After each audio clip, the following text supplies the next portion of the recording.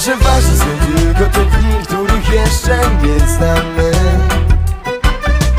Ważnych jest kilka tych chwil, tych, na które czekamy. Ważne są tylko te dni, których jeszcze nie znamy.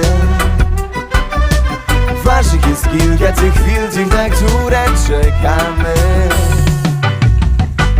Jak rozpoznać ludzi, których już nie znamy? Jak pozbierać myśli z tych